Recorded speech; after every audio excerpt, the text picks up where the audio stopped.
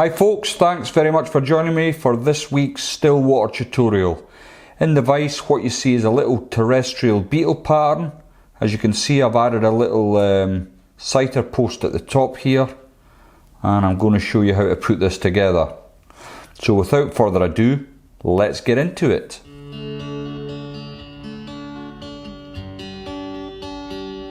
So in the vise is a Hanak H270 barbless hook. It's a medium wire hook and it is in black nickel. The thread I'm going to be using today is the UTC.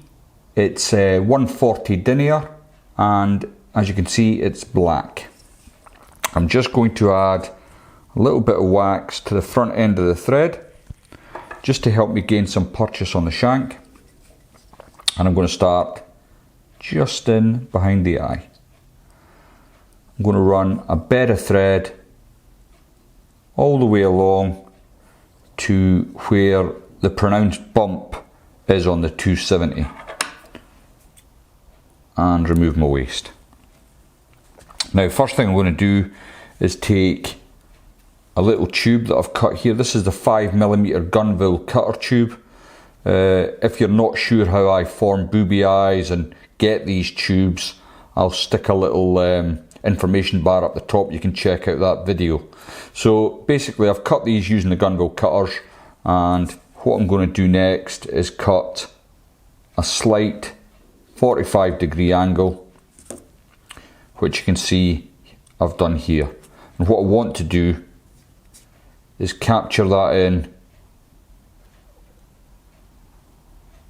just at the back. So I'm just pinching down, very loose turns, and I'm going to come up a little bit at a time until I'm happy that I've secured the cylinder at the back of the hook here. Now for the body of this fly, I'm going to be using some of this stuff. Now, apologies, I've lost the packet, but basically it's black mini UV straggle fritz. So a little bit of UV, I've already cut a little bit off that you can see here. So basically it's black, and you can see if I turn it in the light, you'll see the little reflection and glint of the UV material. And I'm just going to capture that in and bring my thread again back to the butt end. Now I'm going quite slow here actually for instructional purposes, but this is a really quick fly to tie actually. And when you get the beetle fall and the ants coming off, I mean especially the northern Welsh waters, this pattern will score big time for you. I dare say it would work on the river as well when there's lots of terrestrials falling on. But I'm just bringing up my body material now. Nice touch and turns.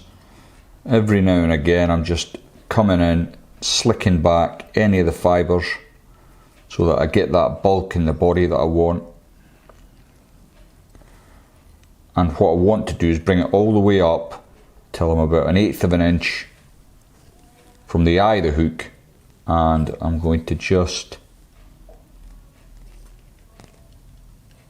capture that in like so. Once you've got it in place, bring your thread in front of your material and snip away your waste. Now it's always pays to get in front of material with your thread. Too many times I've done the securing part, I've come in with my snips, and while I've been cutting off the waste, I've ended up cutting my thread, which can be quite frustrating, and you don't want to do that. So I'm going to bring my thread now back, so I'm about 1/8 of an inch from the eye of the hook. Okay, I'm happy with that. So next I want to add some legs, although the little the micro straggle does give an impression of legs. I want to add a bit more. Now I'm going to invert my vise. If you can do this, it just makes the whole job a little bit easier. So I've got myself some pre-knotted legs here, and I'm going to take 4 legs off the top. Now, as you'll notice with this, I've got 2 sets of knots in the legs. Now all I want is 1 set really. So what I want to do is bring the legs in at the head there. So I'm going to exclude the first set of knots, if you like. So again, I'm going to come in front before I come in eventually and snip away my waist. So what I've got now is that buggy legs coming off the bottom of the fly. Perfect. Okay, I'll just lock the vise off again, and what I'm going to do next is bring my body over the top. Sorry, just bringing my thread back 1/8 of an inch. I'm going to bring my body now over the top and capture that in like so. So 3 turns with this and just stop there. Okay, next, again with my gunville cutters, this is about the 4mm tube. I've got my pink citer post, and this just helps you locate it. So when it hits the water, you can pick it up very quickly. You don't have to use pink, you can use red, orange, whatever you can see quickly on the water is what you want. And I want about 1/4 of an inch of that, and I want to capture it right in the middle here. So I'll come over very gently at first, just using your fingers to tease it into shape, if you like, and then another couple of turns to hold it into place. Bring everything back and capture that in at the front. Now to finish this one off, I'm simply going to add a little bit of super glue to my thread, like so.